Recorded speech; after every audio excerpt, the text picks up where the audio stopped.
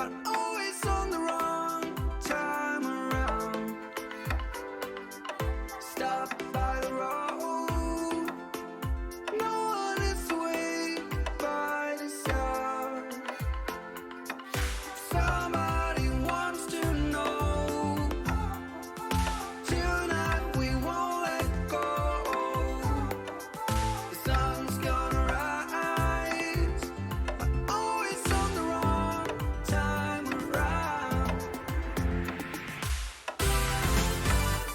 And it's all about that look in your eyes today. I wonder if you will be mine. I know you said to me I'm not gonna play your game. You got no chance in this life. Oh, oh, oh, oh, oh. You got no chance in this life. No chance, no chance, no chance.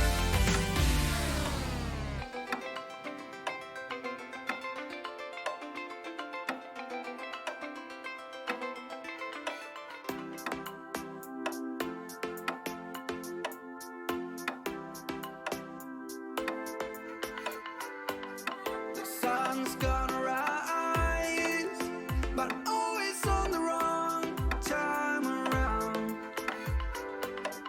Stop by the road, no one is awake by this hour. Somebody wants to know, tonight we won't let go. The sun's gonna rise, but always on the wrong time around. And it's all about that look in your eyes today. I wonder if you will be mine. I know you said to me I'm not gonna play your game. You got no chance in this life. Oh, oh, oh, oh, oh.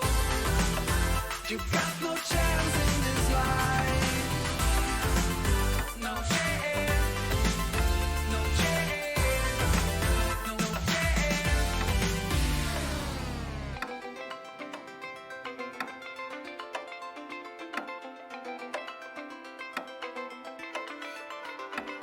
The sun's gonna rise, but always on the wrong time around. Stop by the road, no one is awake by this hour. Somebody wants to know, tonight we won't let go. The sun's gonna rise, but always on the wrong time around.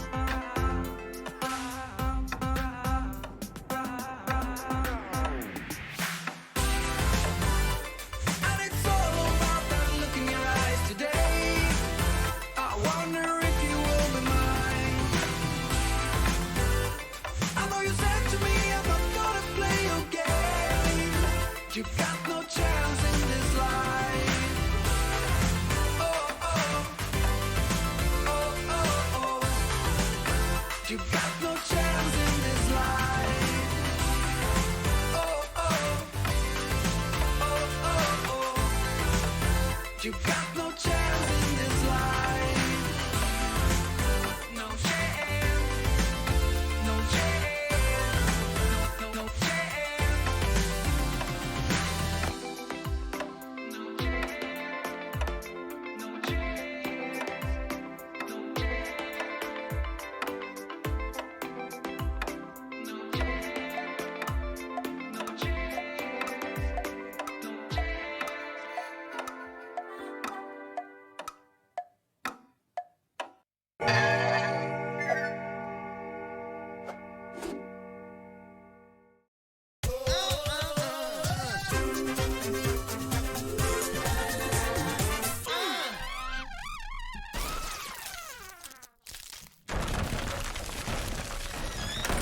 Hello! Oh, sorry about anyone's ears just then. I didn't realise quite how loud it was going to be. I do apologise. Let me just turn the volume down on my voice a tad. There we go. Hopefully that's a bit more easy on the ears. Oh, do you know, I actually have made contact today. It's actually coming through as a live broadcast, and I can't quite believe it. So I hope I haven't jinxed it by saying that today. Oh, right. I hope everyone's well today. I'm quite full of the joys of spring, despite all the impending gloom that's going on around. So I hope you're feeling good as well. I thought I'd do another one on YouTube. I'm getting more into the idea of online streaming, and I've signed up to what's it called, Twitch, which I actually think I might use more in the future for this kind of thing, because I think it's better set up for that kind of broadcast, and it's just easier to chat to people and do things on it. So I'm going to do another one today, and then I might put a link on all my social media and everything saying, look, in future I might do Twitch instead. And things stay on Twitch, and they're still, if you want to look at them afterwards, you can do all that sort of stuff. So it's not like you have to be there immediately, but if you want to ask a question, you do. So, okay, let's go over to Harmony. And oh my word, 2 people have appeared. These are characters that I'm currently working on in my spare time, as if I have any. I want to try and put these on my channel. Any regulars to my channel know that they kind of recognise these characters. They're Terry and Sandy that were in an episode of Colour Bang I made years ago. And I liked the characters quite a lot, and they were very simple, but they were fun to write for, because they kind of write for themselves, the scripts. So I decided to make Toon Boom characters out of them. So they're quite simple, but there's quite a lot of sort of subtle complexity in the way that they're designed. So any lulls in our Q&A today, and I'll sort of go over them or use them as an example of how to do something in our Q&A today. So it's nice to have something to actually show for a change, rather than just a load of abstract stuff. Although we can do the abstract stuff as well, so don't worry about that. So I'll have a look at my questions, I think. Now, somebody put a question quite high up before I even started broadcasting. Hello, Mr. Mick Bouchard. I hope I got your name right. You've said that sometimes extend exposure F5 doesn't work. It gives me the prompt to insert or overwrite. I try both, but neither works. This happens specifically when I have a gap in my drawing layer on the timeline. Okay, so let me see if I can recreate that. I am going to do that on a separate file. I'm not entirely sure if I can recreate it, but I'll try and give you best practice and stuff like that if I can. It might just be one of those weird glitchy things that has nothing to do with the general running of it, who knows. But let's give it a try. So imagine that this is a drawing. So this is the thing, this is the drawing that I want to extend. Beautiful image.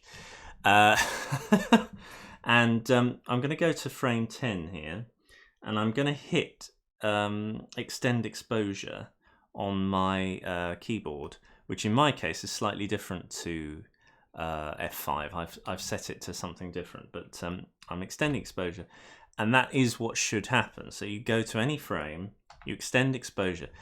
If you go to a frame where something is already exposed, you get this come up, and you say, oh, what do I do? And it'll sort of change the exposure to that frame if it's on overwrite, I think.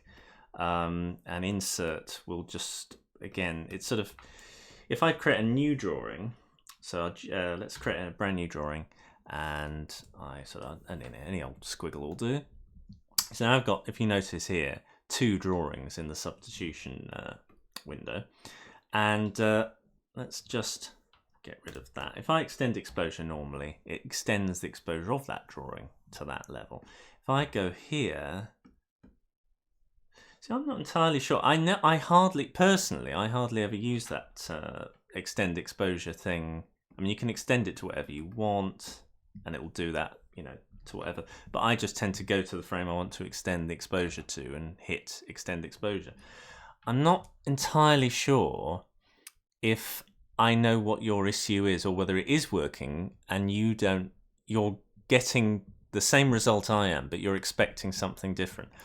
All the extend exposure thing is, I'm just deleting those frames by the way, is to extend the length of time that a drawing is being shown.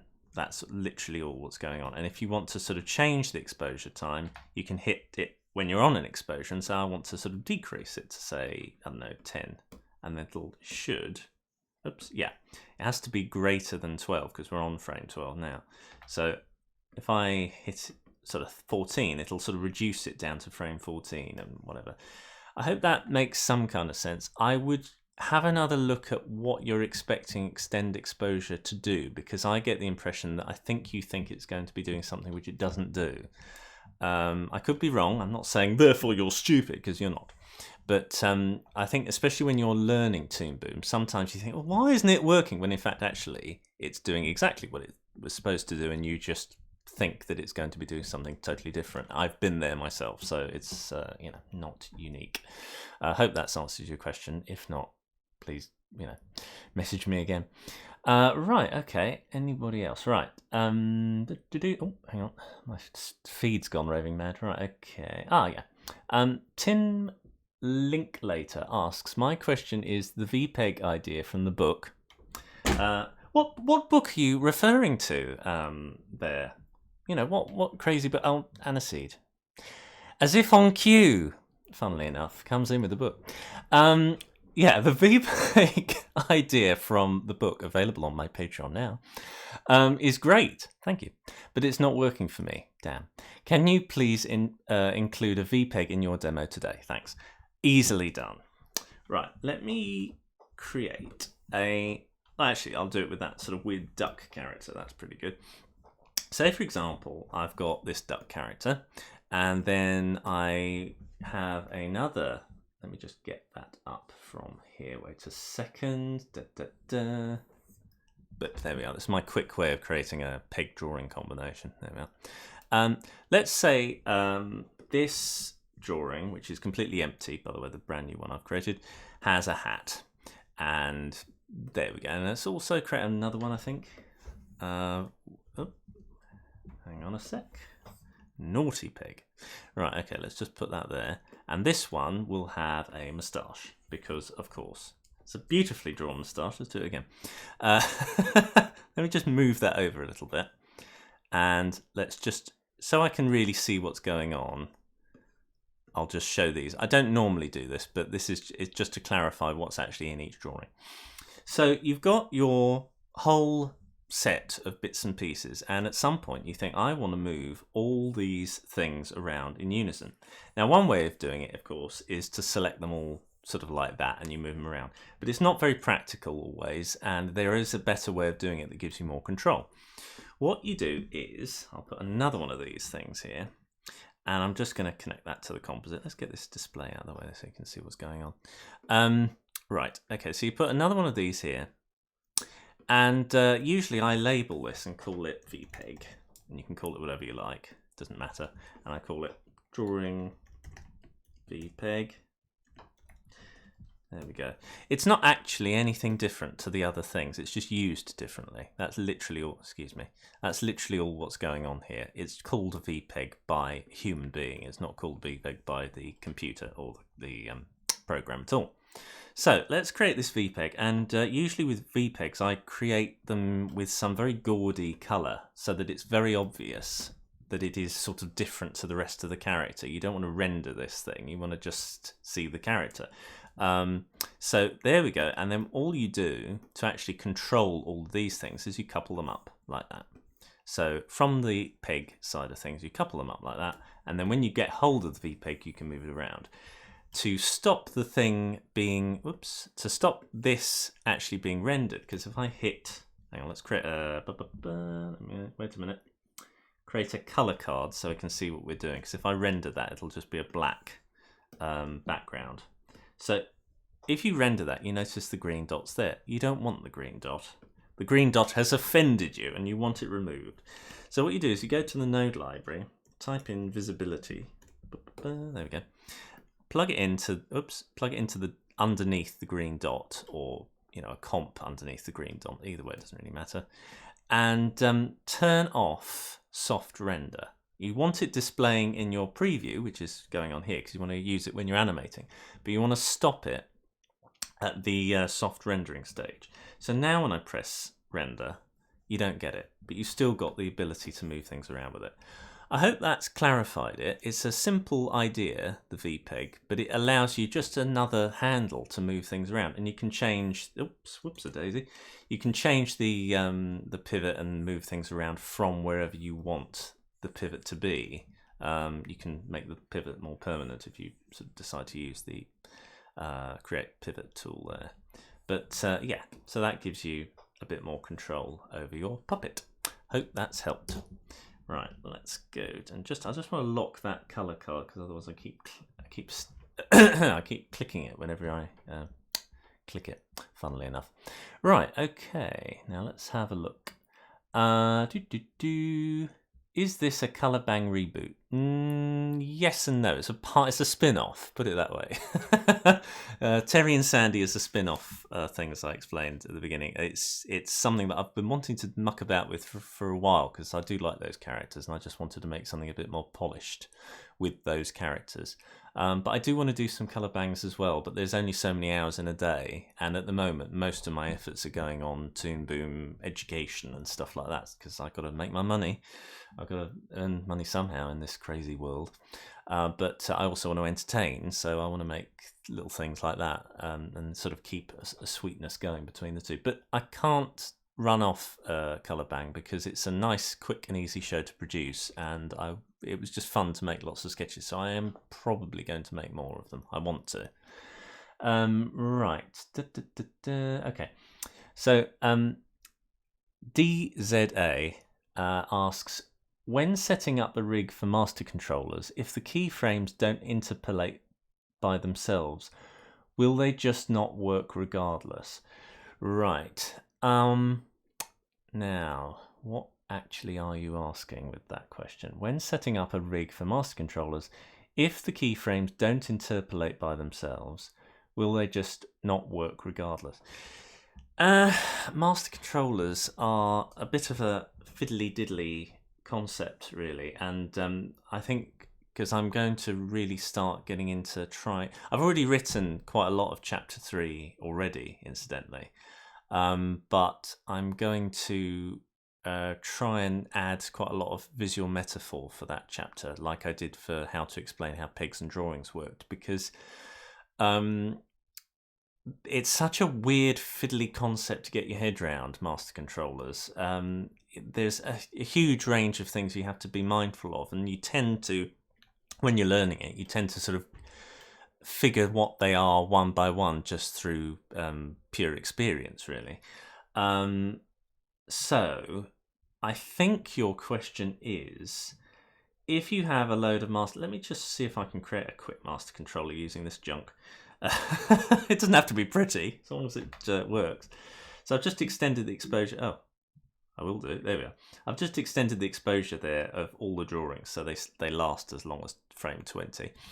And I'm just going to create several different keyframes here with different positions in.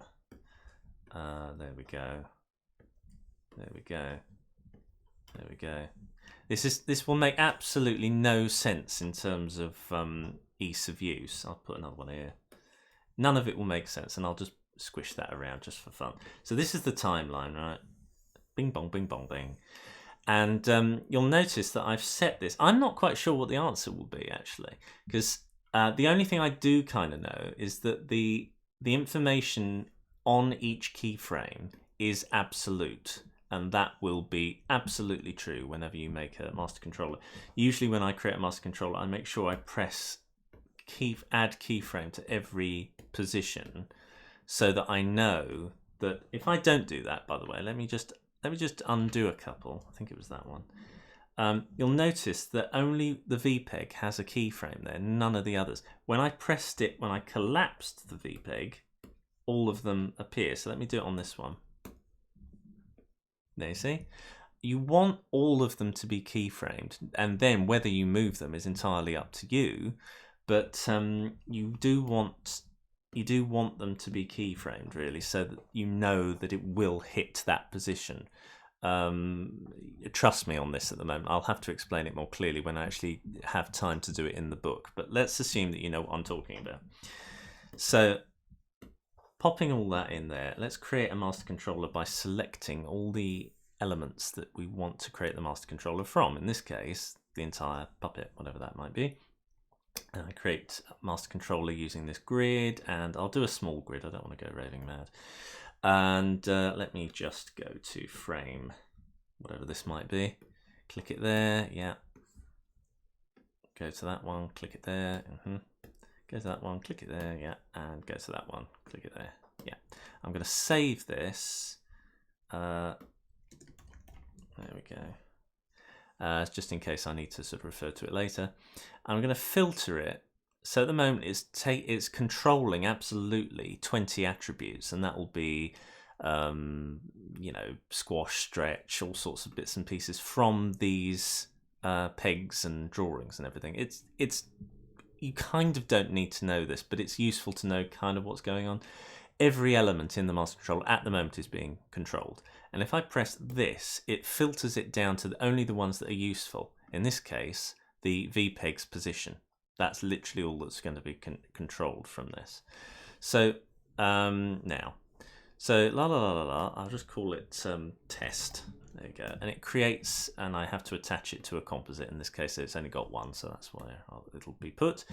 And then it asks, where do you want to save the script? Well, I always put it in scripts, and it's fine. Done. So then it creates this master controller. Whoopsie daisy. Right. Then it creates this master controller. Where's it gone? Here. I'm just going to add a peg to it. Helps to spell. Right. Plop it on there, and then I can actually move the master controller itself around so that I'm not in the way of things. Now I'll just go to a part of the timeline that I don't mind mucking about with. Just extend the exposure here and put it somewhere like that. And then if I move this around, you can see that things are sort of moving around. I seem to... Did I... Now, what did I move here? Oh, it's one that I didn't grab, I think. Or maybe I did. Now, why hasn't that... Maybe I didn't put that in the master controller, that one position. Let's assume... Anyway, doesn't really matter. Let's assume that this is what I want. Now, it's created motion keyframes between all those positions on its own. I didn't actually make these motion keyframes at all, if you notice. There's nothing here. Nothing. If I make them motion controlled, motion keyframes, I go like that, you'll notice that now it's giving me that kind of information, and it's a kind of preview as to what's going to happen. So it seems to have automatically done that. Now I can't remember if you look at the master controller settings whether or not you have the option of changing that. I can't remember. I really can't. No, it doesn't look like it. If I know that some people have created master controllers where you can change the interpolation method, but I have to be honest, even I don't know how to do that yet, but it's never really come up as an issue for the sort of things that I've done. However, certainly for sliding master controllers, I know you can change the interpolation method. Let me just get rid of that. Whoops, not that. Get rid of that. Get rid of this master controller and change it. So I'm going to select this whole line and I'm going to select that. This is the way you do sliding master controllers. You have to select the timeline and do the same thing there. That's fine. And this time it actually gives you the option. Do you want me to interpolate between poses? And I'll say yes to this, and I'll call it test like I did before and create it, and then connect it up to that and do that. La-di-da, yes, I want to replace it, that's fine. So that creates a little JavaScript for the software to run. And then if I connect it to there, so that's just out of the way somewhere. And then I'll just move it to frame, whatever it was. And then you see it's interpolating it between the positions there. So you see that? It's sort of sliding, sliding, sliding, sliding, sliding, sliding. Now if I change this, I think I've got the yeah, I can turn it off here. And now it should just ping. Yeah, I would ping from one to another. Oh, okay, hang on, wait a minute. Hang on. Turn it off, turn it on again. That's how you turn off and on master controllers, or you can do it from the master controller panel. Wait a minute, here we are. So that's another way of doing it through that. But anyway, now let's see if that works. Yeah, so now it's pinging from one to the other, because I had, in order to, if you make an adjustment to a master controller's settings, like I did then, of turning on and off interpolate poses, you have to disable it and then re-enable it in order for it to kick in. Again, all of this I'll put into the guide. It's a lot of information. I'm not expecting most of you to even understand what I've just done, but it was an involved question and I was going to answer it. So thanks very much for that. I hope that's answered your question-ish. But certainly for that grid kind of master controller, I'm not entirely sure if you can turn off interpolation easily. I think, because in previous experience we kind of got around it by putting two keyframes together. I'm not entirely sure. I've got to experiment with that one, I have to say. But thanks for the question anyway. Right. Do you have master control? Oh, hello, Prince Prodigy. Do you have master controllers on those characters? So I assume that's... well, let me just get to them now. Come on, Terry. I'll save that because you never know, I might need it in a bit. Come on. There we go. Right. If I just do that quickly, that should allow me to go clink. No? Okay, well, we've got a little black bar at the top, never mind. Excuse me. Right, do these have master controllers on them? No, they don't. And the reason for that is they aren't really subtle enough. They're too subtle. I mean, they're too broad, the characters, to require anything as subtle as that. I did look into creating one for Sandy in particular because of her head. Let me just shrink this down. I don't know whether her other positions are available on here, but I created her so that essentially I can create another pose by moving her hair around. So one part sort of disappears and the other part stays still. It's not very easy to show you on here, but I've created a series of poses which I then just drag into the timeline, and then suddenly she's profile if she ever needs to be or whatever. And most of the time I just move the facial features around manually because it's so broad.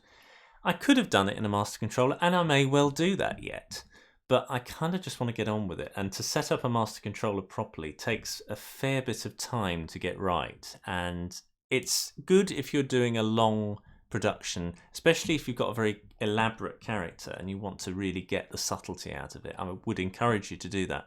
But for simple things like this, it can actually be a bit of a hindrance sometimes. So it's good to pick, the reasons for why you want to do it, because it is a commitment, a master controller, and it's a great one, and I love using them. They're fantastic. But don't think that it's going to get you out of every issue, because they are slightly complicated to set up. Not always. I mean, to set her up shouldn't take me very long to do at all. But I have to do it from her master file. I can't really do it here because she's posed up. But you have to set aside a certain amount of time on the timeline to do it, and to put it all together. But what I'm starting to do more is to do things like this, where I'm able to essentially rig a character through drawing substitution. So she's got a load of different mouths there, and that I can just clack from one position to another. And I think these are her profile mouths. That's the reason why she looks a bit weird. Well, it's not that bad on that position. You never know. But the thing is, it's faster to animate just by changing position like that. And then you've got it all, rather than having to move around a joystick, especially for lip sync. Though if you're doing subtle stuff, as I've said before, go that way, because that gives you the supreme versatility with a master controller in that way. So yeah, as I say, I'm not really going to be doing it with these two. It's not worth it. It really isn't. Right, let's have a look at new questions. What's... Oh, hang on, it's jumped again. Right. Why did you reboot Color Bank? I haven't. I mentioned it earlier, so I'm not going to answer that again. Right. Okay. Richard Van Lee asks, any experience exporting to print, specifically to Illustrator? I need to export some art to make a print ad. Any tips? That's interesting. I don't think I've ever exported from here to anything else. You can export to Swift files, but whether or not it allows you to do that, I'm not entirely sure. I think it might. And then you can import a Swift file into Illustrator, I think, because they're all owned by Adobe. I'd experiment with that. It gives you all sorts of little things there. That's my recommendation, to try and do it this way, and then it should, if it works, preserve all the vector line work and everything else. And you've got the option of changing pencil lines to brush lines and stuff like that. Have a play with that. I have to say, I'm not entirely sure, but if I was doing it, that's where I would go to export Flash movie there. And you can export the whole Flash movie as well if you want to. I mean, I think as far as I know, yeah. Or you could just say, frame 1 or frame 2 or whatever. And you export from a node that you want. So in this case, it's a scene node, but you could also do it from Terry's display node. I'll show you actually what I mean by that. If I show Terry's display node, it only shows Terry. And I can show you his rig here. So he has a display node.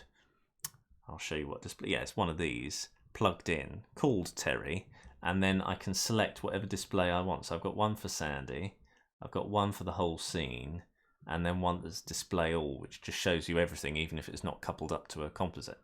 But as I say, if you go to that, if I can find it, there we go, and then fiddle around with these settings to taste, hopefully you should be able to come up with something. I can't guarantee it, but that is where I would go if I wanted to do that, and hopefully it will work for you. So I hope that's a kind of answer for you. Sorry I couldn't be more specific. Right, Martin Stewart, when you create your character with all the different drawings and pegs and you move them all into default pose, is there any way to zero all the parameters for this zero pose? So are you asking that you want a character that's in a totally zero pose that you can drop in at any time to go into that pose? Well, the way to do it is you select the pose. So in this case, let's just go over here. I don't want to mess up what I've done there too much. Right, let's assume. Let me just change him to be a bit more attractive. The reason he looks a bit weird sometimes is that I'm still working on all of his mouth and eye positions. By the way, that's the reason why I'm sort of going all the way over here and fiddling around, because this doesn't destroy my work, if you like, destroy my vision. Right, hang on. Let's go to frame 30. There we go. And if I just create a keyframe, it's always a good idea to create an entire keyframe, as I say before, on a collapsed layer, because then that creates a keyframe for every single thing underneath it, and then that will absolutely grab that pose in its entirety for later use. So what I'll do is, let me just pop it into the Terry and Sandy library. I've got to just check right to modify so I can do that. And from here, not from here or from here, the pose that you want to grab, I just drag it into the library and call it Terry pose or something. There we go. And then let's muck about with his pose here, and let's just ruin it completely, just so that you get an idea. So, oops. So la da da da da. I've got to make some more hands for him. He's only got 2 at the moment. There we go, la da da, and I'll just change his leg. There we go. Looking a bit weird there. There we go. I might change his leg construction, but I'm fine with it at the moment. It's very, very cheap and dirty, but there we go. As I say, I'm still making him. Okay, so imagine that's, and I'll do everything. I mean, literally move it all around. Yeah, imagine that's not what I want. Funny that. All I can do is drag the pose in and plop it where I want it to be. Come on. Fingers crossed. There we go. And then it recreates that pose. So that's my way of demonstrating a zero pose. If you like a pose and you want to sort of capture it for all time, go to keyframe and then drag it in. And you can do this umpteen times. You can do it with a complete series of animation if you want to.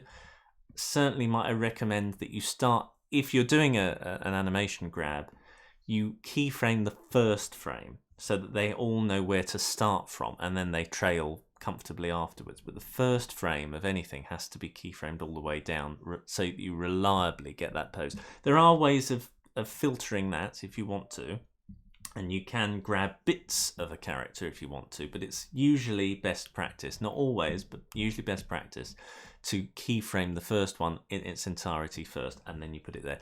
Otherwise, arms and legs will fly around and they won't quite know where they were supposed to be moving from originally, and that sort of thing. Hope that helps. Right, okay. Let's have a look at that. Oh, good. I'm glad the VPEG thing helped. Right. Why did you private the cloud? I'm not answering that.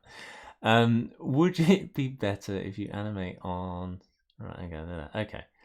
So GG Boy asks, would it be better if you animate on something real and we watch? We'd get more understanding than questions. Well, I'm probably going to do that. I'm not going to do that. I'll probably do that more on Twitch than here, because I just want these to be kind of like little concentrated nuggets for people who are having a difficult time and they want to just get past one thing rather than how to do something. And if you want to know how to do something, then I'd recommend that you buy my book essentially, because it gives you a very clear, or hopefully clear, understanding of what to do with the process of making a puppet. But yes, I will be doing little broadcasts on Twitch, I think, of just me making stuff, and it'll be just me getting on with it, and you can watch and ask the odd question if you like. But for this is a Q&A. I'm going to do it for about an hour time or so, and as I say, it's just a help for people who need it. Right, okay. DZA. I'll do the American pronunciation. Z. It rolls off the tongue better. DZA. Could you go over the most used IK node setup that you personally use? See, I don't really have a particular one. I use them all.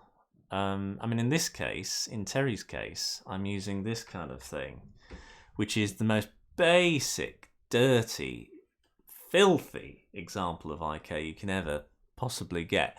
But I'm not saying for 1 minute that it's the right option. I might change my mind. Because, as I say, I've only just made him, and it might get on my nerves so much that I end up changing it. But all this is a deformation curve with the envelope tool. That's literally all it is. There's nothing else to it. And I did mention this in the guide as the most basic option to start with. And this only works with a certain kind of limb. So this only works if you've got a limb that stays one shape all the way down. If you want to start changing it and making it into sort of muscles or cloth that flow around, that have a sort of warping shape within this moving walking shape, you have to build it differently. So these characters, because they've got quite thin limbs, lend themselves very well to this technique. And you can sort of get different tension stuff. But already that's annoying the hell out of me, because I'm moving the leg around and the foot's moving, and I don't want the foot to move. So I might even change that so that it doesn't do that. And I won't show you exactly how to do that now, because I'm not entirely sure how I will do it now, and I don't want to mess it up. But you know what I mean? Things like that. It's for IK, as far as that goes, that's not very good, because the foot keeps moving when I'm trying to do the tension. So that might actually get on my nerves. So that is the most basic, dirty way of doing it. But as I say, at the moment, I'm not a great fan even of my own work, because it's still a work in progress. So my advice is always don't ever go by any one point of view. If you see a tutorial on YouTube that works better than the stuff that I've said in the book, go to that. But and I'm evolving my techniques all the time. But I still haven't finished this character, as I say. He's not totally finished yet. I've got to do several things to his eyes and his hands, and in light of this, I'll definitely fiddle around with his feet a bit more and try to make it so that the foot doesn't move around when I do this, because it's just not helpful at all. But there we go. So yeah, it's a kind of get out answer, I know, but I don't want to start saying that this is the correct way to do things, because there's no such thing, basically.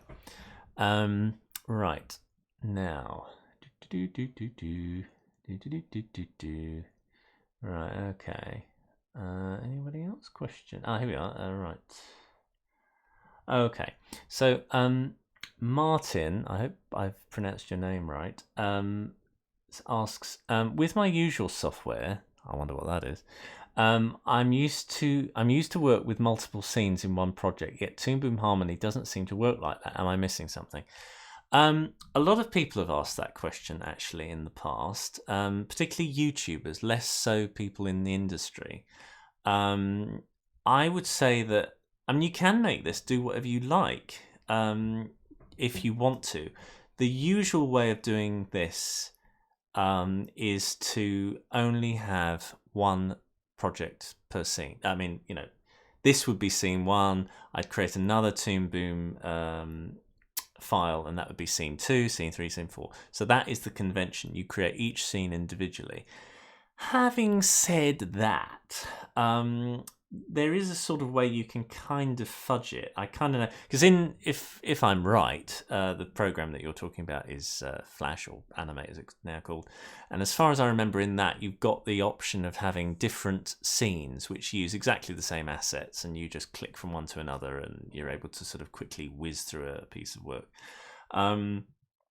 So the closest I can demonstrate on this, let me go back to scene here, is you have a massive timeline that spans God knows how many frames. Let's just extend that a bit there.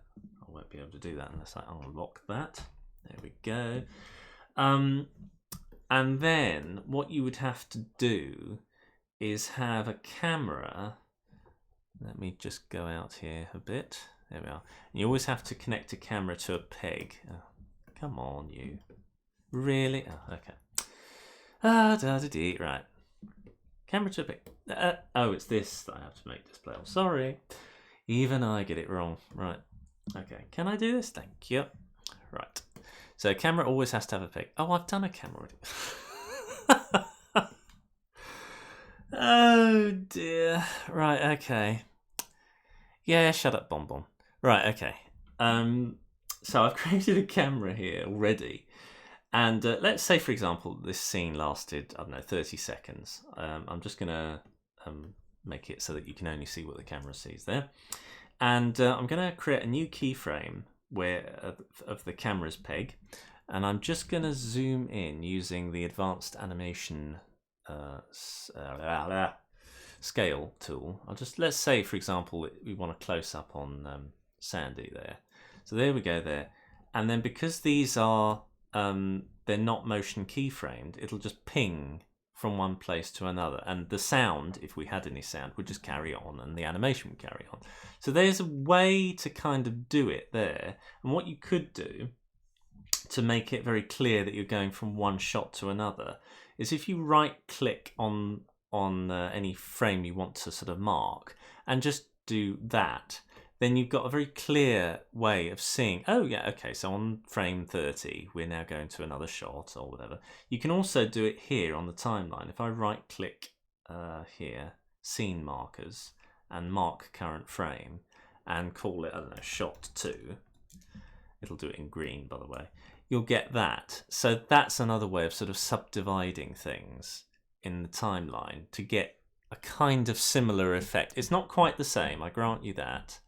But it does at least give you the opportunity to do a large amount of work on the same file.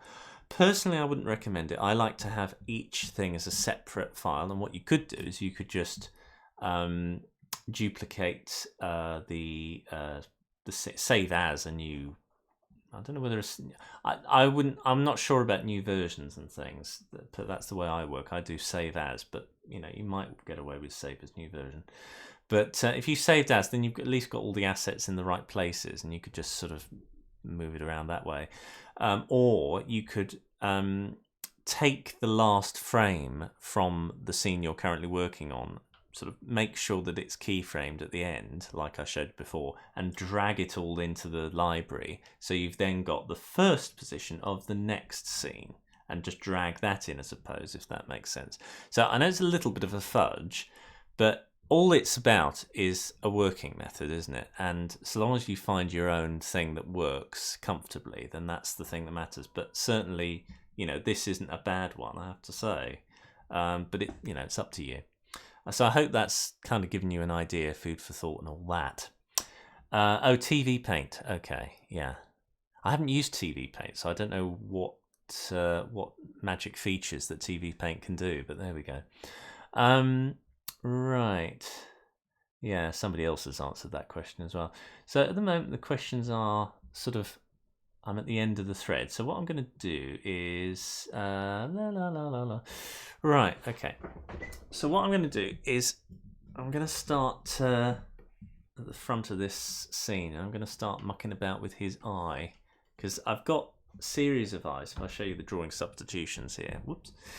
And I'm going to try and make some more eye positions for him, because at the moment all he can do, if I just clack through them, is blink. And I like to, by the way, I like to have the pupil slightly outside of the eye when it gets extremes. And I realise that a lot of people will be cutting the eye using the white of the eye to do that. And you can do that, and it's fine. But for my style, I like to have that. So what I've done is, for the drawing substitution, I've got it set to a different colour. In this case, it's the rigging colour, the sort of see-through rigging colour. So I can sort of see through it, but I can still grab it. That's the point. And then in the rig, I've made it go through, both pupils go through this little contraption here, one of which always shows and the other which never renders. So when I go from drawing substitution to drawing substitution, this one only shows black, and this one only shows the rigging colours. And of course the rigging colours go through a visibility node which never shows up on the render. So that's the way I'm able to do that. Press render and it should disappear. Yeah. So that's my way of, whenever I blink the character, I make the pupil disappear manually. So that's my way of getting around that. Anyway, that's beside the by. Right. So I've got all these different positions. Let's actually just put it onto Terry. That way I just declutter. And what I want to be able to do is have him squint. So I'm going to find a position which I kind of like. Let me just find that on the timeline here and just move that up a bit so I can see these positions more comfortably. And on the last one, so I've got a bit of free room, I'm just going to find something like that. I think that's kind of nice to start with. And I'm just going to hit duplicate drawing. And you notice that went from 3 to 7 there, and it duplicated it here because it's now drawing 7. And I'm just going to go to the drawing window here, and I'm going to hit that, which isn't terribly helpful at the moment, so I'm going to not hit that. All right, let me just leave it here so instead. But sometimes I can do some artwork on here, not just yet, because I need to see it in relation to the rest of the head. It would have worked better if Sandy wasn't actually in the scene, and she hasn't been while I've working on it until recently. But anyway, so what I'm going to do is select the on the line art layer, which actually has the color on it as well. I've got to make sure I'm selecting this as well. So I move the, oh no, hang on, I don't have to do that because it is all on one layer. No, that's fine. If the white was on the color layer, I would have to select that, and then that allows me to straddle 2 sub art layers when I'm manipulating things. But because it's on one layer, I don't need to do that. So on this, I'm going to just select the underside of the eye, and I'm just going to poke that up a little bit and move this down a little bit. What I'm trying to get is that kind of expression you get when you're like, what, really? When you squint your eye, really? That kind of thing. I'm just going to move that eye a little bit so you can get that kind of effect. I'm going to make it even more pronounced. So let me just, if I move that down, and I wonder if I can, if I do move that down, there we go. See, there are even levels of extremeness with a squint. You know, there's all sorts of different variants, you know. And even when while you're animating, you can always adapt this and make it look however you want. So it's not like it's once you've drawn this, that's it. When you start animating, you can add as many drawing positions as you like while you're animating. If you wanted his eyes to be 10 foot tall and have a steam train coming out of them, you could do this. There's nothing to stop you, except a psychiatrist probably. Right. Now, I'm not entirely sure the look I want. I don't know whether I do want that kind of harsh angle there. I'm going to just do that. I think that softness is quite nice. And then let me just have a look. So this I'd like to change. So again, I'll just move that bit there and that bit there. There we go. I think that's kind of nice. So that's my first position. And then because it's sort of working from that position, I can duplicate that again and then just raise it up a little bit. So then it would go like that. You see, I could clack from one to another and then I get that kind of expression. So let me just move these over a little bit and put in a normal eye and then see how it would move. So unfortunately, you're getting that kind of downward thing, which I don't actually want at all. So that won't work. Yeah, nice as the expression is, it's not quite working for me. So what I'll do is I'll get rid of these two drawings entirely. Drawings, delete, selected drawings, and it removes them from here, you see, that's the point. I think the reason why I've got that black one is just a glitch. Yeah, there we are. There we go. So let's put it back to there. Get rid of that one. And extend the exposure a bit. Right, so I want them to start from frame 2. So what I'm going to do is duplicate it there, and we've got a new frame 7.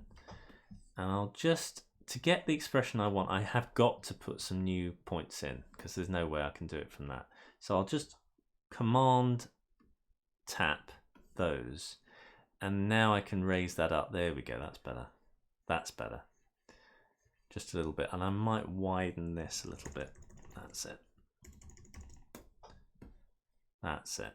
And then if I do the same thing from that and make it even more extreme. So again, 1, 2, 3, 1, 2 there, and then move that up. You got that kind of thing going on.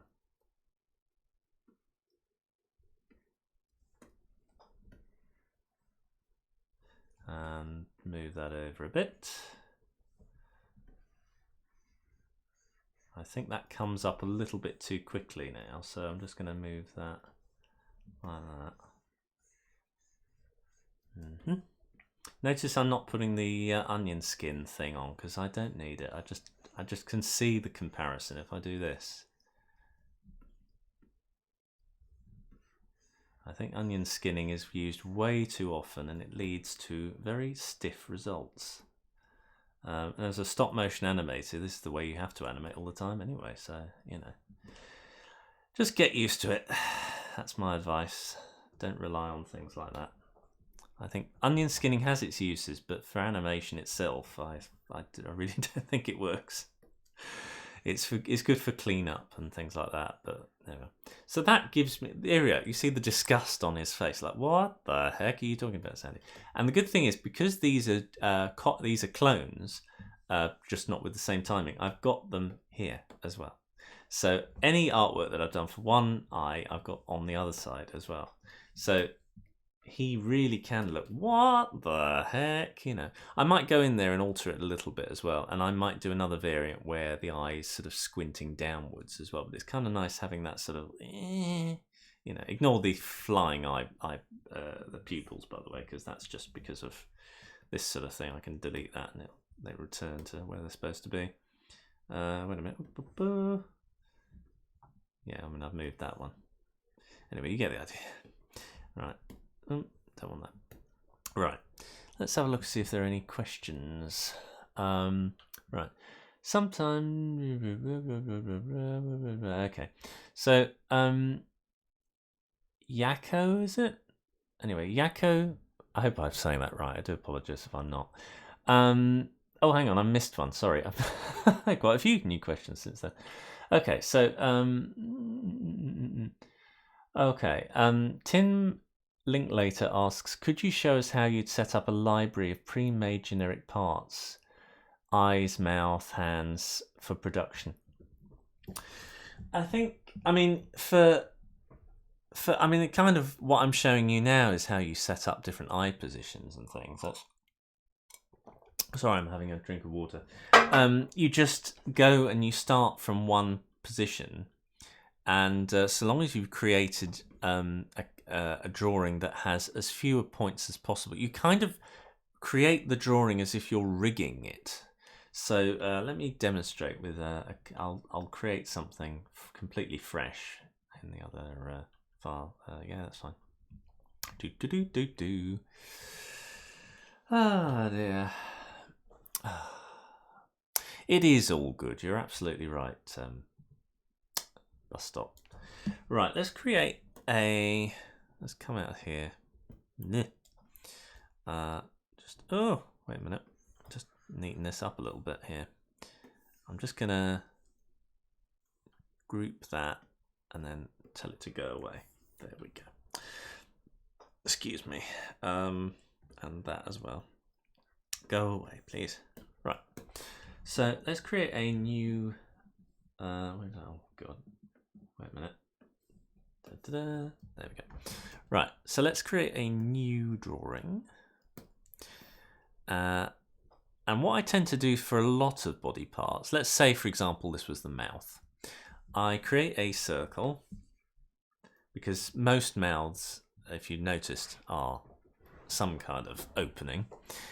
And when you first create a circle, you notice it has point.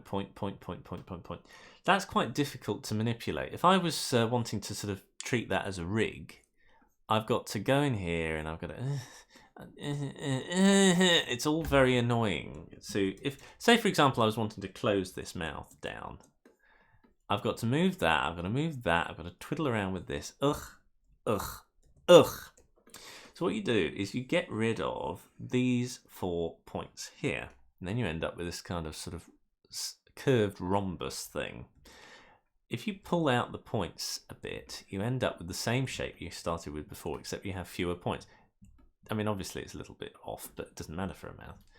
Now, I'm just going to go into the pencil editor tool and just make it a little bit more beautiful. And then what I can do is for the first position, let's assume that I've done a closed mouth position. I can do that at the end, but I'm going to just move it over here. And I'm going to duplicate the drawing. I'll just do that so it's a bit more obvious what I'm doing. And let's close the mouth up. If I go to tool properties, I can just go here and squish it together like that. So you've got a mouth that's sort of semi-closed. Now if I go back to position 1 and I do the same thing here, in fact I could have done that to start with and then duplicated that, but never mind, best laid plans. What I can do is get rid of, what I can do is get rid of that point and that line and then just be left with this one. Now obviously I need to move that up a little bit, so you get a kind of meh thing going on, and I can go into the edges here that I don't like very much and change that. If I hold down shift, you get a curve on the end. In fact, I think you might be able to get the same effect if you do that. No? Oh yeah, there you are. That's another way of doing it. It's slightly ugly, but that's because the angle there is ugly as well. If we sort of pull that around and make it less extreme, then you end up with something much more even and pleasant. So imagine that's your first position. You can add to it and put all sorts of bits and pieces on there if you want to, but that's your first mouth position. I might move it up a little bit more.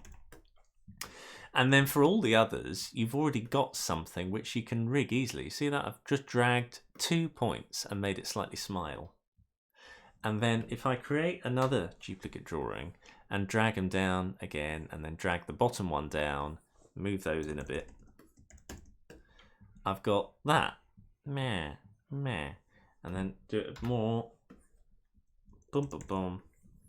Boom, boom, boom, boom, boom. Probably. Did I do that again? I can't remember. There we are. So you get that kind of thing for nothing. That was the easiest thing in the world, and I can sort of move between drawing substitutions really, really easily, like that. And that's the way I would recommend for easy rigging of body parts, to do it like that. So you're creating a drawing. That's all you're doing, but you're creating the first one that you duplicate in a way where you can rig it into the other positions. You can add positions if you want to and do all sorts of stuff like that, but it's best to keep it as simple as possible, because then you can move it around more easily, you know. If I had lots of points there, I'd have to be forever fighting against them and stuff like that. So try and think of even the drawings as riggable things, because that actually really does help future construction of bits and pieces. So, you know, that sort of thing. And then what you can do is, you know, if you wanted a particular expression and you wanted that to happen, you could just drag that into wherever. Come on, you. Oh, okay. Maybe not. Oh, no, it's because it's locked. Right to modify. You can drag it in there and you say, I don't know, weird shape. There we go. And then you've got that weird shape, which you could then drag back into the same part of the timeline. Oh, God. There we go. And you've got it there. It doesn't add a new drawing substitution. It just says, I want this one to be displayed. It can add to one, though. If we didn't have that, let me just say, for instance, we had deleted that drawing. So we haven't, no longer we have this drawing. Oh, my God, where's it gone? Fear not. You can just drag it from there and then it adds it again. So the library is quite a good way of keeping things. I mean, normally you drag the entire character into there, but if you find yourself adding new expressions as you go, rather than thinking, oh God, I've got to make the entire character again. No, all you do is you take the expression you like, put it into the library again, maybe make a different folder for it or something, and then drag it in for later use. So you've always got it there. If you find you're wanting it again and again and again and again, then yes, it would be a good idea to remake the main character with these bits and pieces in. But if you had like a little library of all sorts of bits and pieces just sort of collecting, and drag them all in, or another thing you can do is you can change whole templates if you like. So if I go here, edit template, bear with it, come on, you'll get there. And then there we go. You'll notice that not the first thing you'll notice, but one of the things you'll notice is that if I hover over any of these windows, it goes green as opposed to red. You notice that? There's sort of this red border that goes over everything. And that's because you're actually editing the template, and this is the template here, which has that drawing in it. And so what you could do if you wanted to is to add all sorts of different expressions into this one. Just copy them from here. Let's create one actually. So I've got one here, and let's say that this is something I drew mid piece of animation. Thought, oh, I really like this expression. I think this is really good. You can copy that cell, go over to the new window and paste it in here. Ah, okay. Almost. Wait a minute. That was because it was saying I'm copying drawing 5, but of course there was no artwork on drawing 5. I've got to copy. Wait a minute. Copy the artwork over. There we go. And create a new drawing here. Bear with me. Dirt. And oh, sorry. Wait a minute. Oops. That's it.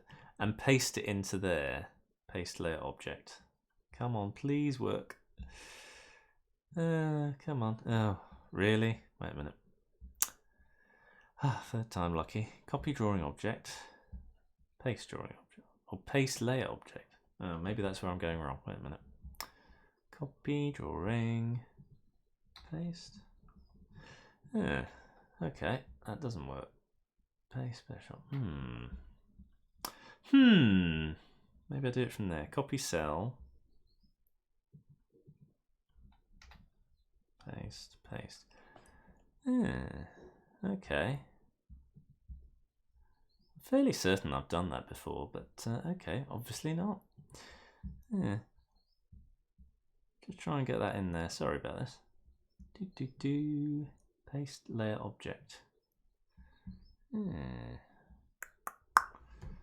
me see. I want the artwork in there. Hang on, let's try that. Copy that. Paste it in there. No, it's not allowing it. That's interesting. Well, I do apologise. I thought I could do that, but obviously I can't.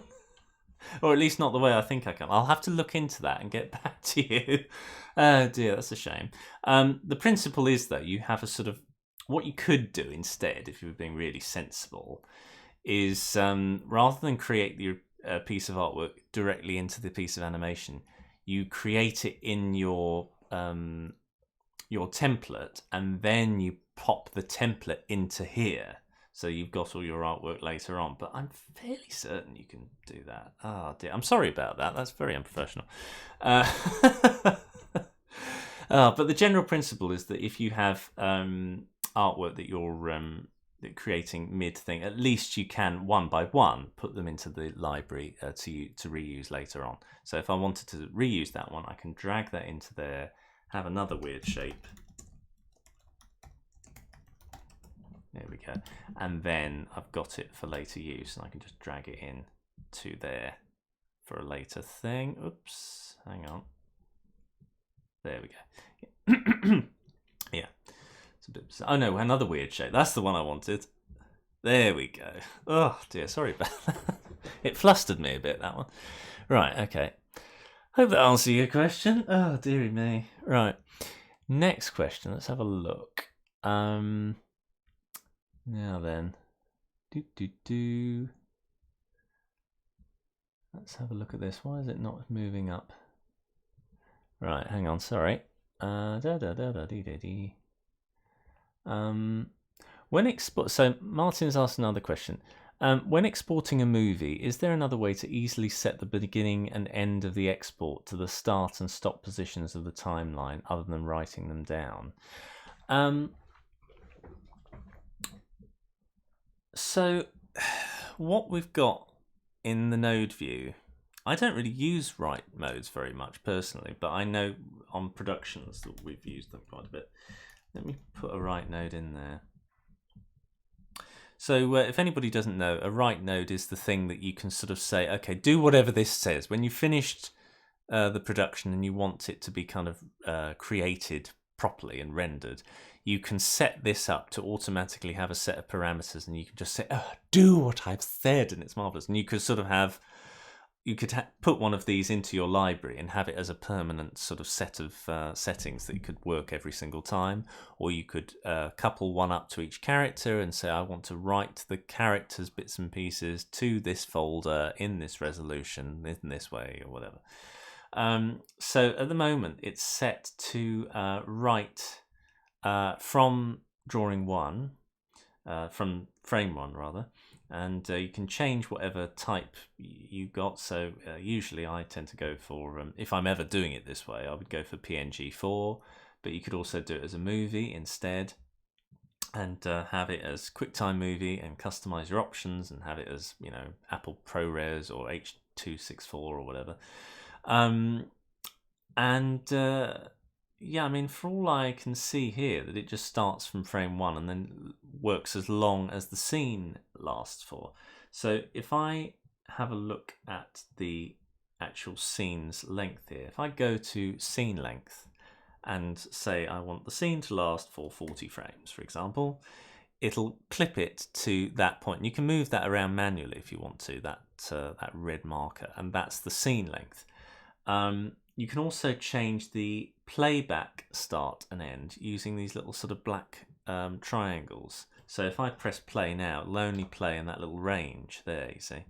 But if I just move that triangle there, it'll only play as far as that frame, and then stop. But so at the moment, it's set to, the scene is set for 40 frames.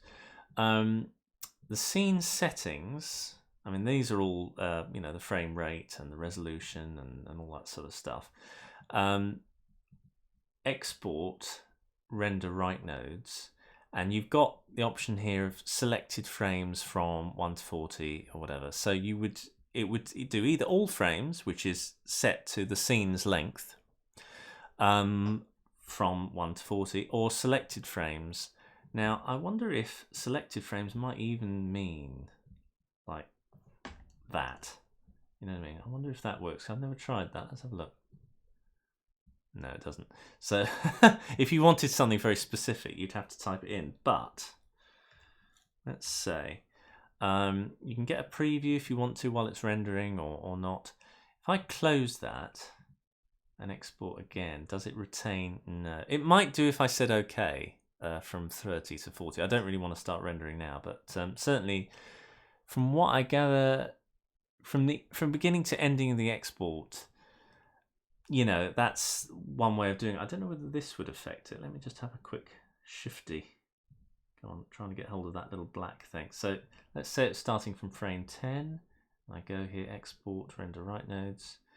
Yeah, again, you'd have to write that in. The end frame would be exactly the same as the scene length, if I'm right. Let me just move that. I think it's frame 48. Yeah, so that's automatically set. So you just have to say from every time. That's fine. You know, or just have it as all frames and do it that way. But the way I tend to do it is rather than bother with write nodes at all, I always export as movie and then just have frames set here and just render it that way. I tend to not bother with write nodes for me because it's only me working here, so I don't really need to have any kind of heavy duty setup really. So that this suits me perfectly fine. But yeah, I hope that answers your question because I've kind of covered as much as I possibly can, I think, of the write nodes goodies, but it's largely affected by the length of the scene there. Okay. So, next question. Actually, I really ought to, this is what I should have been doing all the time. Sorry, next question. Beg your pardon. Right. Okay, how do I open multiple Harmony files? I can't do that with my MacBook. You can do it with Windows, but you can't do it with Mac easily. Windows, the way Windows works is that you can have multiple instances of any app running, whereas Macs tend to like one thing at a time. But I know there is some way of doing it. However, A, I've never needed to do it, so B, I don't really know personally. But if you ask, if you're on Silver Support or something like that, if you ask Toon Boom how to do that, I think they do have some way of being able to do it. I'm not sure. Or go onto the Toon Boom forums and type in multiple instances of Harmony running or something like that.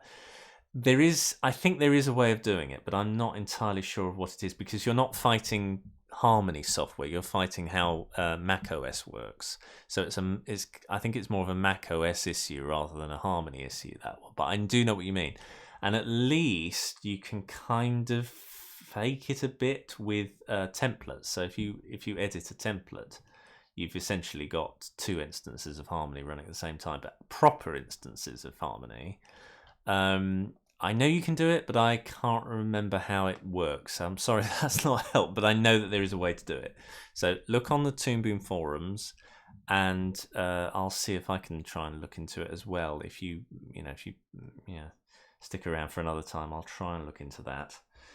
But yeah, sorry I couldn't be a bit more help for that, but I do know what you mean. Yeah.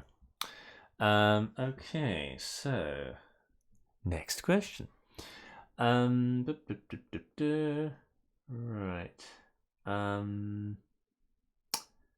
Okay, all right.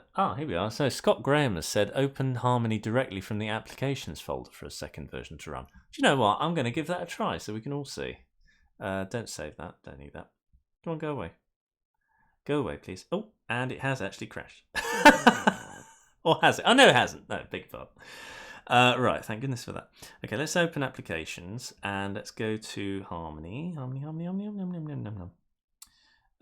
we are, and Harmony. Right, let's see if it does it. I don't think it's going to work somehow. Options, keep and don't rule. No, I don't think it's going to work. No, and it hasn't. I'll check again. Well, no, I won't. I don't want to, just in case there's something personal. But anyway, sorry about that. Yeah, I have a feeling it won't work. I could be wrong if you give it a go. But you know, as I say, I know it can be done, but I can't quite remember how. And as I say, it's a Mac OS thing. So there we go. Anyway, since there's a bit of a lull in the questions, let's go back to Terry. Don't say that. Just have a swiggles of water.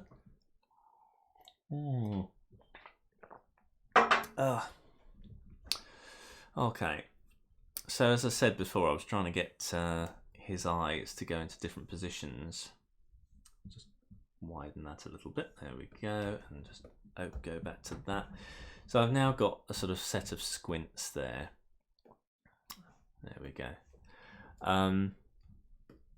One of the things I will mention on the broadcast is something that I've developed called an auto patch. I can't remember if I've come up with this on my own or whether I've sort of subconsciously nicked the idea from somebody else or something. So I'm not in any way saying I've owned this idea, but I called it an auto patch because it sort of made sense to me. But I'm fairly certain I've seen this somewhere else. So what it is when you're creating hands more than any other body part, you tend to want to be able to draw something really quickly if you want to have a new position, but you don't want to separate it into color and line art every time so that you can join it up to an arm in this way. So the good thing about having an auto patch is that it separates all the information for you so that you can just draw the artwork however you like, and then it'll sort of join it together. Let me try and explain what I mean. So I've got a hand there, and I've also got another hand there. Now, if I wanted another one, if I duplicate that drawing so that I preserve the pivot information, I just get rid of the artwork. That's nice and clean for me to start again. Now, if I just for the sake of this demo, I'm going to do it with a circle. If I draw a circle on here and then fill it with green, instantly I get it joining together with the rest of that arm. Now, what magic has caused that to happen? It's a very simple idea. All you do is have the line art, which is not actually the line art at all. It's in fact just the line color coming through here, and the color coming through there using the color override node, by the way, in case you're wondering what that says. It's this one, color override. And I want the black to cut the green. If I don't do that, you get that, and we don't want that. We kind of want, you know, the sort of thing to be sandwiched in between, but I also want the black to just nip into the green a little bit so that we get it looking how we want it to look.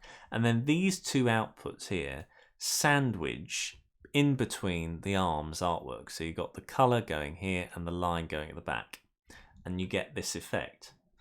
And it's so super useful because I haven't had to separate anything out. I just literally get on with drawing it, fill it up, and it automatically does exactly what I need it to do to make it look really good.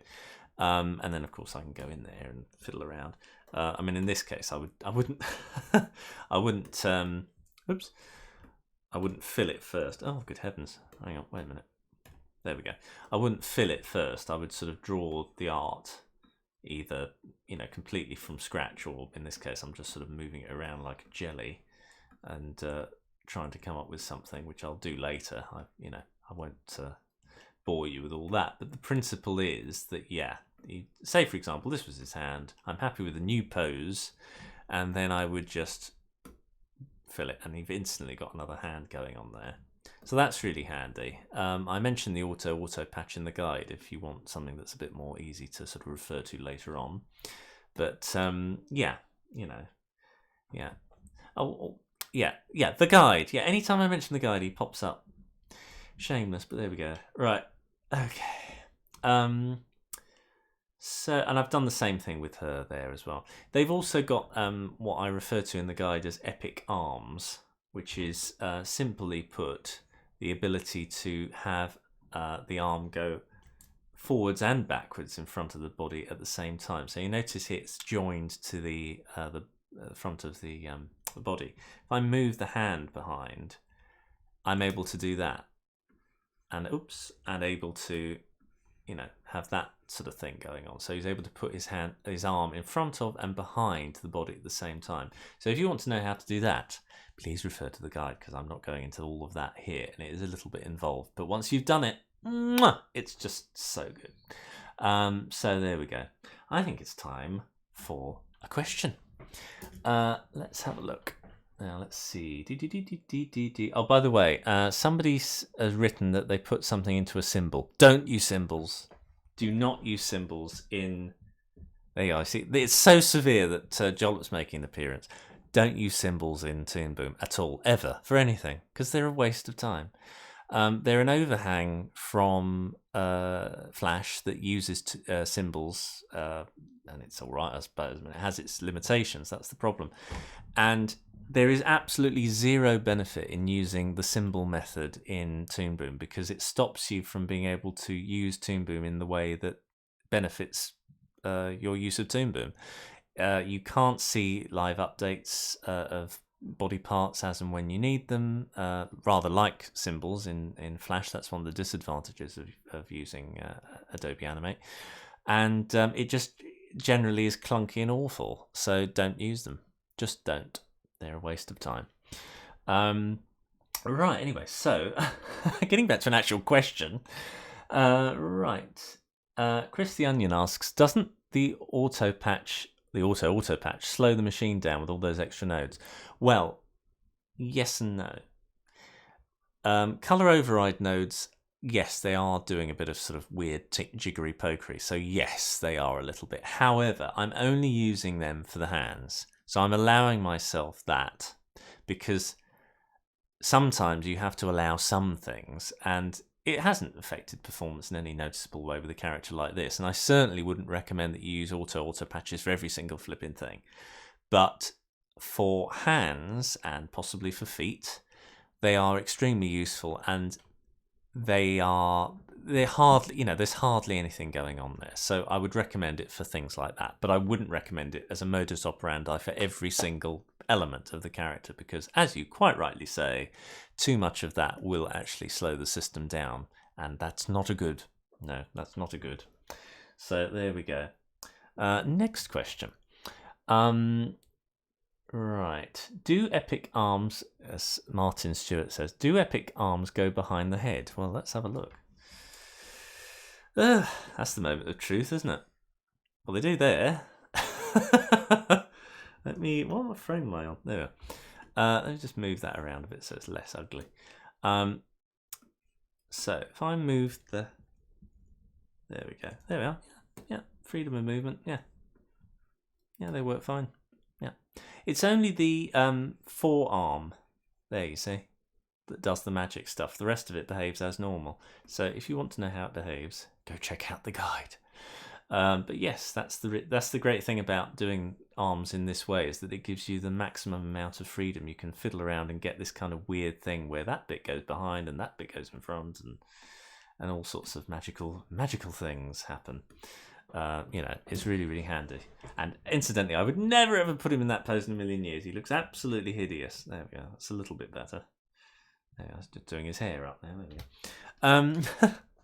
Right, let's have a look at another question. Where are we? Right. Okay. Right, okay. Luke Paulina asks, I hope that's how I pronounce your name right. This may have been asked already. When posing the 18 views for a 6x3 mirrored master controller, should the timeline have these keyframes on each and every frame, baking them with the interpolation? I think I know what you're asking. Let me demonstrate with a Q&A version of this. I don't want to muck up Terry. Right. So it's important to remember when you're doing a master controller that it's only the keyframes that you put into the grid that affect it. So let me demonstrate that. Let me get another one of these. Every time I forget where I put it. There we go. Come on. I want to get rid of these, by the way. Let me just bear with me. I don't want to get distracted by these things. Right, that one and that one. There we go. So back to drawing peg. I'll just move that over there. Go away. Right. There we go. Oh, I already did it. Right. Come on, go away. There we go. Oh, okay. I see what you mean. Go away and then drag that in there because I like it to. I don't like the one on the end. I like it being pure. Right. Okay. Let's save that. Okay. So you've got. Let's do any old rubbish here. Beautiful piece of modern art. Right. This is my master controller, right? So I'm starting from frame, I don't know, whatever it is. And I'll move it here. Yeah, fine. Move it there. Move it there. And move it there. Okay? So I'll have 4 points. I'll do a 4-point master control rig. Now I'm going to move one of them here as well. And I'm going to squish it there. So you've got this thing going on here, with one of them doing that, and I'll also put another one in here. I'm just going to squish that down like that. So this frame I'm going to take this one, and this one, not these two here, and watch what happens. So I've got this. I'll select both of them, create a grid, and it'll be 2 by 2. And for the first position, that one. Come on, come on. Ooh, hang on. What's going on here?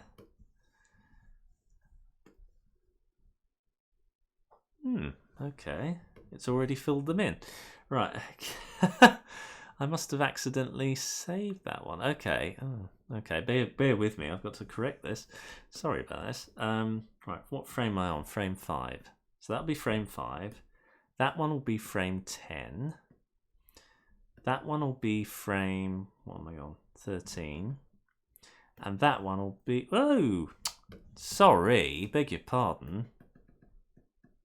Right, frame 5, okay. Heavens above, sorry about this. Right, then that one will be frame 10, that's correct. Then that one will be, sorry. Right, that one will be frame 13. Really mucked that up, beg your pardon. And then that one will be 18. No, it won't. It will be frame 16. Okay, so let's just check. 5, 10, 13. Which one am I on? 13, yeah. 13. I can see what the frames are if I just click on them. That looks about right. As long as I don't have any weird squishy ones. That's it. Yeah, I do apologise about that. It's because I've saved this grid pose and reselected it with the actual keys on there. I should have just selected it as a fresh new grid, but never mind. My fault.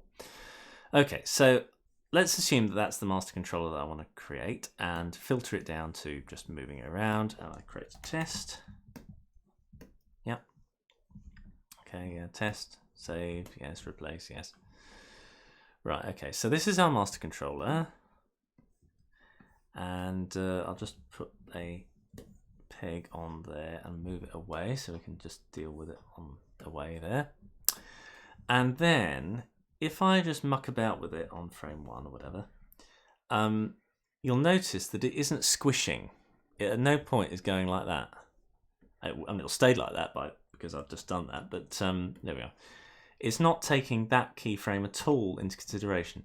It only takes the information from these points. You could do beautiful animation in between these points, but it won't count as the sort of baking of the master controller. It only counts for the points that you put in and then works out a kind of its own timeline on the basis of those points, you see, in its head. So if you're creating a master controller, my advice is to keep it bridged to these positions, and then if you kind of want a preview of how it's going to look, do that, and then you've kind of got an idea of what it'll look like, at least in one slice of it, if you like. Again, it's a bit involved a question, and it's better explained in chapter 3 in the guide, which hasn't yet been released, but it will be. It's a very fiddly concept to sort of quickly explain. You do need to take your time on it because it is a bit of a mind bender. So I apologise if that isn't making quite a lot of sense, but at least let me explain that you have to make sure that the points that you put in are the ones that you want, and the in-between ones will not be counted in the master controller wizard setup. Okay, hope that helps. So, any other questions? Okay, question in the timeline asks Chris the Onion. Hello, Mr. Onion. Question on animating with the timeline. I know many aren't blessed with the node view. Do you have any tips to do with how to make life easier when animating with the timeline to stop things getting so fiddly? Let me turn off the node view then. The thing is, I've always used the node view. I've always worked with Harmony 17 when I first started using the program. I had, it wasn't Harmony then, it was Animate 3 Pro when I had it. But it always had a node view. Excuse me. What you do to couple things up together with any other version of Harmony, excuse me, is you group things together like this. So say, for example, I wanted another drawing attached to that peg. Let's call it thing, for example. You would, at the moment, it's attached to that peg. And if I wanted to create a peg attached to that peg, you would do it that way. So that's a way of attaching things and attaching things and attaching things. It doesn't allow quite the level of complexity and ease of use as the node view does. That's the reason why, you know, it's the premium version to use the node view. But you can get rigs which have hierarchies and that can do a lot of clever things. You know, I think you can do VPEGs to a certain degree using this method where you just couple things together manually. If I wanted to take the thing out of that parent-child relationship, I could just drag it in or drag it out or whatever, you know, and do things that way. So that's, you know, your structure. If I wanted to couple the thing up to the peg, the master peg, I've done it that way. If I just turn that... Excuse me, sorry. What's going on there? Right, if I call that parent and call that child, it will give you a better understanding of what's going on. Child drawing. Parent drawing. I mean, the drawings themselves aren't actually child and parents, it's the pegs that are doing that, but these are the ones controlled directly by them. And then if I move the child away, it's no longer controlled by the parent at all. In fact, I could even make the parent controlled by the child if I did it that way instead. But the most important thing that you have to bear in mind, whatever version of Harmony you're using, is to separate peg information from drawing information. I'll go through that again because it does come up with a lot of people, and it's an easy one to forget. Let me get rid of all of this rubbish. Get rid of the master controller as well. Thank you very much. Pop that into there. So we've got our peg and drawing, and I've set this up to automatically do exactly what I want to do. But by default, your drawing will have this on it, and it won't have a peg, of course, at all. So you'll start, when you first open Harmony app, you will start with this scenario. So you're drawing your way, la la la la, and you want to start moving it around using the transformation tool, and you go to frame 10, you move it around, and it creates a keyframe there, and oh, you're quite happy you move it there, oh, create another keyframe. I now want to do another drawing. So, oops, sorry, wait a minute. Create a new drawing there, and wiggle on up. So I've now got a different drawing happening. Let me just go to drawing substitution so you can see it. And I've got the keyframes happening on the same layer. Now, that's all very well. So I'm moving things around, and it behaves in exactly the same way as the peg drawing scenario. But the downside of this is, if I want to move that keyframe around, but preserve the drawing substitution information, if I move that around, it starts to sort of, it gets a bit cluttered and unhappy and just a bit confusing here, because if I move that there, it creates a new keyframe. If I change the exposure, you know what I mean? It just adds bits and pieces of ugly information here, and it's harder to keep track of when everything's on one layer. If I do that, it's a little easier to understand, but it's not best practice to do things this way, and it doesn't allow you extra flexibility. So the way you get around this is you get rid of all the keyframes from the drawing layer completely, and you always do this for every single drawing, you turn off the ability to animate it directly. So you can no longer, just by doing that, I can no longer grab hold of it and move it around using the transformation tool. Can't do it. Can't do it. I can select it, but I can't move it around.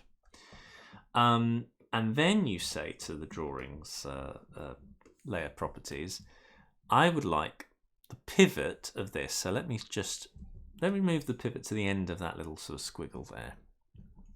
I want the pivot of this to be moved to the peg which will move it around.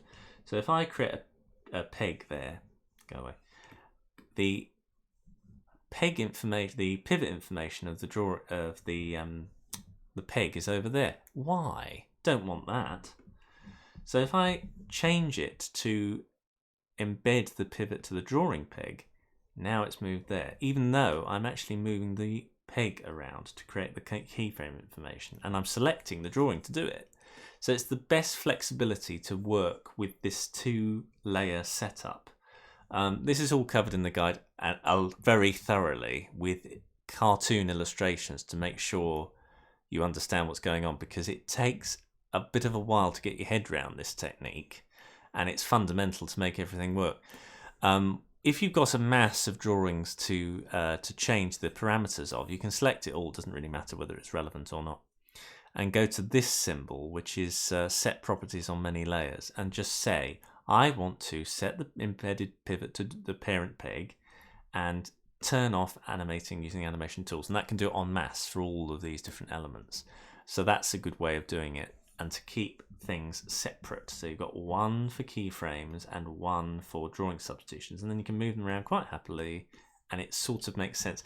This is your true symbols within symbols setup, this sort of thing, where the peg is driving all of these different things around and moving them around in separate layers. It gives you that flexibility, but the difference is it's live. You can see it all happening all at the same time and not having to guess, oh, does this drawing match up with this drawing? And it's a hell of a lot better.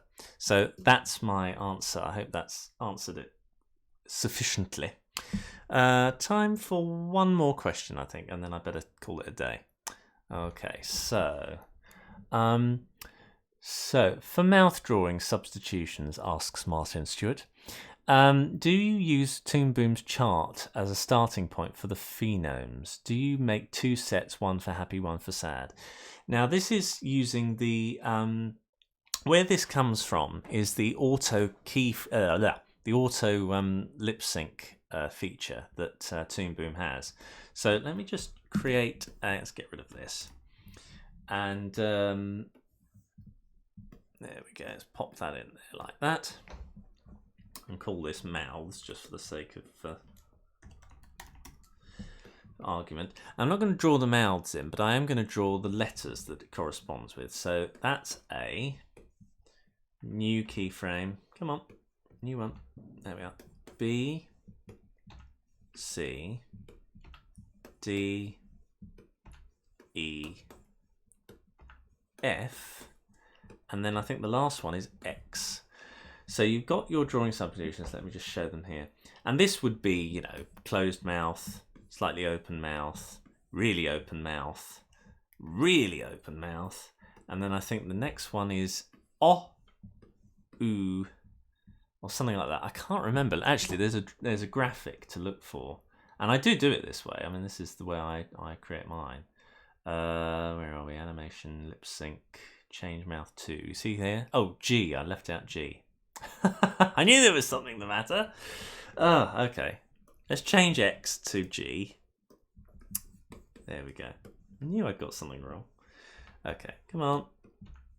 And then X. And G is, I think, teeth. Like that. So there we go. And then if I look at lip sync here, you've got auto lip sync detection and map lip sync.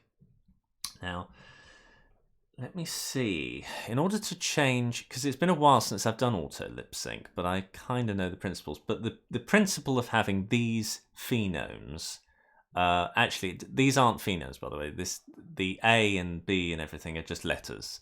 The sounds that these produce they're listed on the Toon Boom website. I can't remember exactly, but this is kind of E, A, R, O, U, E, and th, and all this sort of stuff. That's the general way it works. I'll put that back onto A, and if I just open that up, there we go.